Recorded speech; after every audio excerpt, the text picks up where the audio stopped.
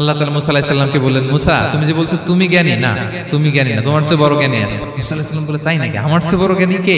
রাসূল সাল্লাল্লাহু আলাইহি ওয়াসাল্লাম বলেছিলেন, ইস আমার ভাই মুসা যদি আরেকটু ধৈর্য ধরতো তাহলে আরো কিছু অজানা তথ্য আমরা জানতে পারতাম। জানার কোনো শেষ নেই, জাননেওয়ালার উপরও জাননেওয়ালা আছে, জ্ঞানীর উপরও জ্ঞানী আছে। আপনি কিছু জেনেই মনে করবেন না আমি সব জানি। কোরআন হাদিস পড়লেই আপনি জ্ঞানী হয়ে যান। এটা কোরআন হাদিস পড়তে হয়, এটা ডাইজেস্ট করতে হয়, এটার উপর আমল করতে হয়। এই জ্ঞান অর্জন শেষে এরপরে আল্লাহর প্রিয় বান্দাদেরকে আল্লাহ অন্তরে ইলমের নূর দেন, ইলহাম দেন। That is the knowledge, that is the pure knowledge.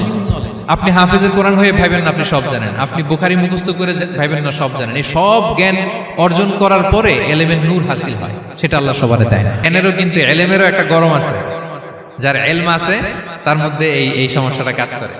সেটার জন্য আল্লাহ তাআলা মুসা আলাইহিস সালাম, খিজির আলাইহিস সালামের ঘটনা বলেন। আমি খুব সংক্ষেপে বলবো, সময় কম। মুসা আলাইহিস সালাম হচ্ছে বনি ইসরাইলের নবী, আর খিজির আলাইহিস সালাম কেউ বলেছেন নবী, কেউ বলেছেন আল্লাহর ওলি। আসলে আরবিতে ওনার নাম খদির, আমরা বাংলায় বলি খিজির। খদির মানে সবুজ। উনি যে কোনো জায়গায় বসলে ওখানে মরা গাছ লতা পাতা এগুলো সবুজ হয়ে যেত। অনুর্বর এলাকার উপর দিয়ে হেঁটে গেলে ওটা উর্বর হয়ে যেত। তো মুসা আলাইহিস সালাম একবার ওয়াজ করতেছেন এইভাবে বনি ইসরাইলের সামনে, খুতবা দিচ্ছেন। হঠাৎ এক লোক দাঁড়ায় বলে, ইয়া নবী আল্লাহ, মান আ'লামু ফিল আরদ, বর্তমান পৃথিবীতে সবচেয়ে জ্ঞানী কে?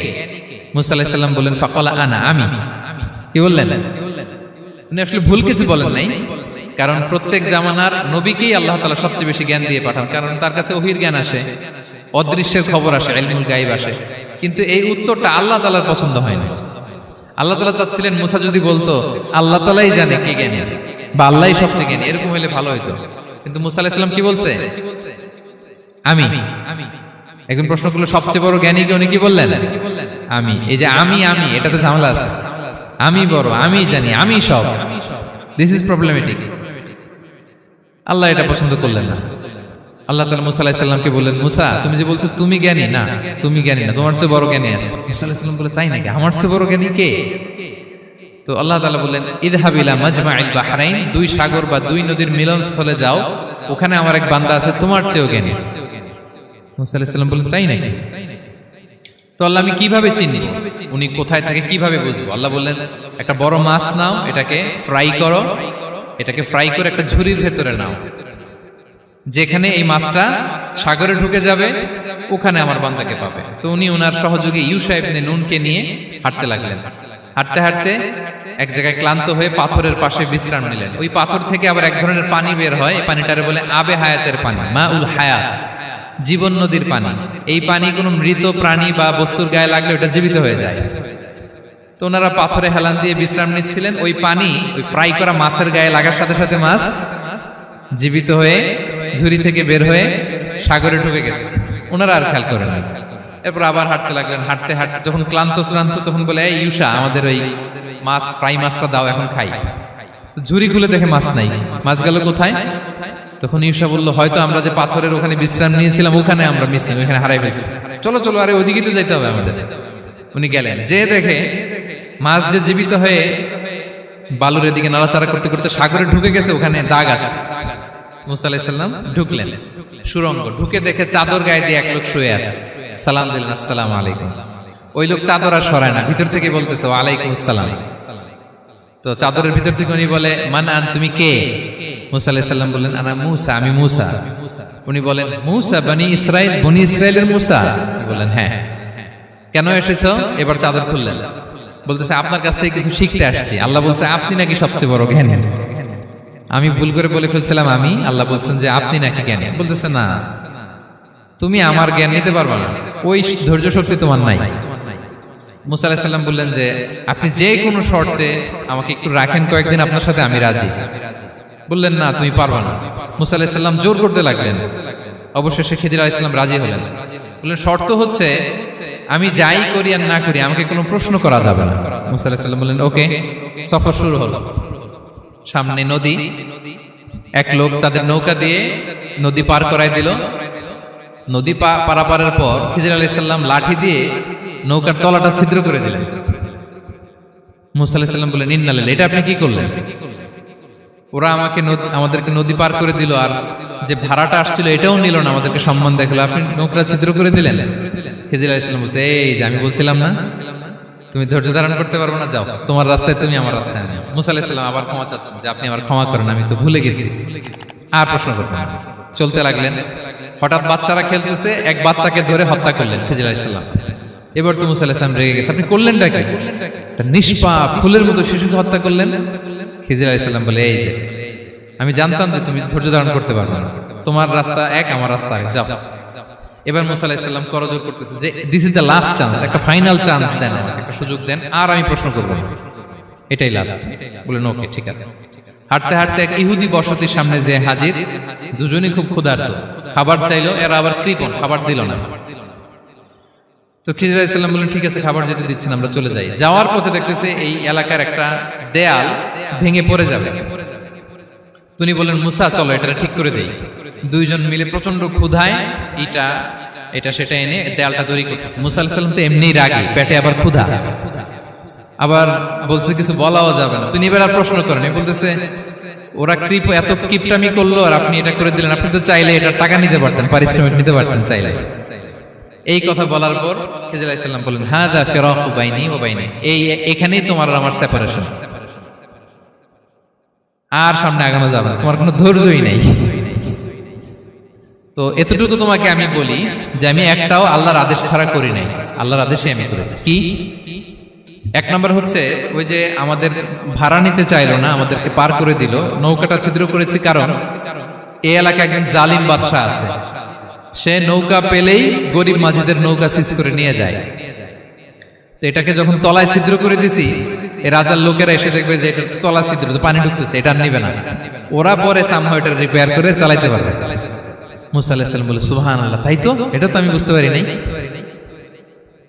আর ওই ছোট শিশুটাকে হত্যা করছি, ও অনেক বড় জালিম হবে এলাকা, তার ফিতনায় এলাকাবাসী তটস্থ থাকবে, সে তার মা বাবাকেও জাহান্নামে নেবে, এজন্য আল্লাহ তাআলা আদেশ দিয়েছেন আমাকে, আল্লাহর আদেশে আমি তাকে হত্যা করেছি। মুসা আলাইহিস সালাম বললেন তাই তো, এটা তো অনেক ভালো কাজ করছেন। তাইলে তো বলতেছে তাহলে ওইটা বলেন, খাবারও দিল না, এত কৃপণ, এদের দেয়াল কেন ঠিক করতে গেলেন আপনি? তখন তিনি বললেন যে আসলে এটা একটা ইয়াতিমদের ঘর ছিল, দুইটা ইয়াতিম শিশু, তাদের বাবা মা খুব ভালো ছিল, আর এই দেয়ালের নিচে আছে গুপ্তধন, এই দেয়ালটা পড়ে যাবে, এই গুপ্তধন তারা ছোট মানুষ নিতে পারবে না, এলাকাবাসী তাদেরকে বঞ্চিত করে নিয়ে যাবে। আমি দেয়াল গড়ে দিলাম যাতে করে তারা যখন প্রাপ্তবয়স্ক হয় নিজেদের সম্পদ নিজেরা বুঝে নিতে পারে। সুবহানাল্লাহ ওয়া বিহামদিহি। মুসা আলাইহিস সালাম বলে তাই তো, এগুলো তো আমি বুঝতে পারি নাই। তো এই ছিল খুব সংক্ষিপ্ত পরিসরে মুসা আলাইহিস সালাম খিজির আলাইহিস সালামের ঘটনা। তো রাসূল সাল্লাল্লাহু আলাইহি ওয়াসাল্লাম বুখারীতে একটা চমৎকার কথা বলেছেন, তিনি বলেছিলেন ওয়াদিদনা আন্না মুসা সাবার হাত্তা ইউকাসসা আলাইনা মিন আমরিহিমা। রাসূল সাল্লাল্লাহু আলাইহি ওয়াসাল্লাম বলেছিলেন ইস আমার ভাই মুসা যদি আরেকটু ধৈর্য ধরতো তাহলে আরো কিছু অজানা তথ্য আমরা জানতে পারতাম। এখান থেকে, এই ঘটনা থেকে আমরা কি শিখলাম? প্রথম যেটা আমরা শিখলাম, জ্ঞান নিয়ে বড়াই করতে নেই, ঠিক কিনা? জানার কোনো শেষ নেই, জাননেওয়ালার উপরও জাননেওয়ালা আছে, জ্ঞানীর উপরও জ্ঞানী আছে। আপনি কিছু জেনেই মনে করবেন না আমি সব জানি, আপনার চাইতেও বেশি জ্ঞানী অনেকে আছে। অনেক সময় বক্তার চাইতেও শ্রোতারা অনেক জ্ঞানী। হয়তো এখানে এমন অনেক জ্ঞানী লোক আছে যার ধারে কাছেও আমরা কেউ নেই, হতে পারে। সো আমি সব জানি, এটা ভুল, এটা শয়তান বলে। এটা কে বলে?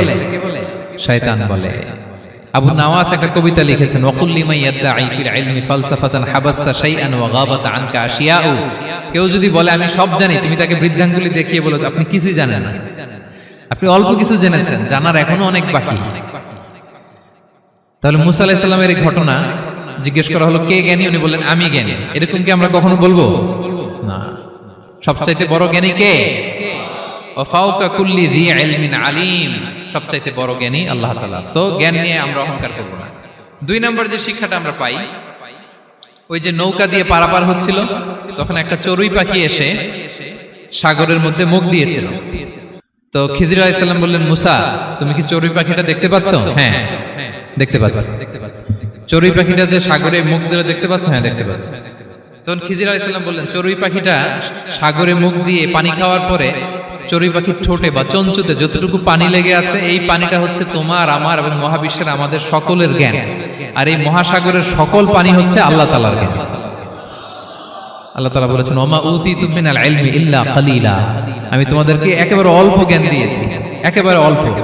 এই রহস্যে ঘেরা এই মহাবিশ্বের অনেক কিছু আমাদের অজানা প্রিয় ভাইরা, আমরা অনেক কিছু জানি না, আমাদের এই লিমিটেড নলেজ এগুলো ধরে না, তারপর আমরা জ্ঞানের বড়াই করি।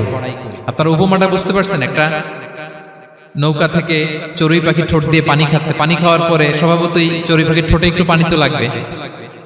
খিজির বললেন যে এই পানিটা হচ্ছে তোমার আমার পৃথিবীর সবার জ্ঞান, আর এই সাগরের বাকি পানিগুলো কার জ্ঞান? এবার বুঝতে পারছেন আল্লাহ তাআলার জ্ঞানের পরিধি। আমরা জ্ঞান নিয়ে যেন কখনো কি না করি, বড়াই না করি। জ্ঞান দুই ধরনের, একটা বাহ্যিক জ্ঞান, একটা অন্তর্নিহিত জ্ঞান। External knowledge, internal knowledge. আমরা যখন কোরআন হাদিস পড়ি আমাদের বাহ্যিক জ্ঞান অর্জন হয়। কোরআন হাদিস পড়লেই আপনি জ্ঞানী হয়ে যান। এটা কোরআন হাদিস পড়তে হয়, এটা ডাইজেস্ট করতে হয়, এটার উপর আমল করতে হয়। এই জ্ঞান অর্জন শেষে এরপরে আল্লাহর প্রিয় বান্দাদেরকে আল্লাহ অন্তরে ইলমের নূর দেন, ইলহাম দেন। That is the knowledge, that is the pure knowledge. আপনি হাফেজে কোরআন হয়ে ভাবেন না আপনি সব জানেন, আপনি বুখারী মুখস্থ করে ভাবেন না সব জানেন। এই সব জ্ঞান অর্জন করার পরে ইলমের নূর হাসিল হয়, সেটা আল্লাহ সবারে দেয় না। সো এই অন্তর্নিহিত জ্ঞান, দূরদৃষ্টি, farsightedness, that is the pure knowledge. এটার জন্য বছরের পর বছর, যুগের পর যুগ সাধনা করতে হয়। সেটার জন্য এই জ্ঞান অর্জনের জন্য তিনটা জিনিস করতে হয় ইলমের নূর অর্জনের জন্য। কয়টা? এক হচ্ছে বিনয়, দুই হচ্ছে সফর, তিন হচ্ছে সবর। আবার বলি, এক হচ্ছে বিনয়, দুই হচ্ছে সফর, তিন হচ্ছে সবর। আল্লাহ তাআলা আল্লাহর নবীকে তাওরাত দেওয়ার পরেও আরো ট্রেনিং সেশন করাইছেন খিজির আলাইহিস সালামের কাছে। যাও, ওনার কাছে গেলে তুমি ছোট হবা, নত হবা। জ্ঞান যদি আমি নিতে চাই আমাকে ছোট হইতে হবে। ধরেন একটা গ্লাস থেকে একটা খালি গ্লাসে পানি ঢালবো, তো যেটাতে নেওয়া হবে এটা উপরে থাকলে হবে? যে গ্লাসটার মধ্যে পানি আছে এটা উপরে থাকবে, ওইটা ব্ল্যাঙ্ক গ্লাসের মধ্যে পড়বে। আপনি নলেজ ইলম নিতে চাইলে আপনাকে নিচে থাকতে হবে, উনি উপরে থাকবেন। আপনার শায়েখ আপনাকে দিবে, আপনার উস্তাদ আপনাকে দিবে, আপনার মুর্শিদ আপনাকে দিবে। বুঝতে পেরেছেন?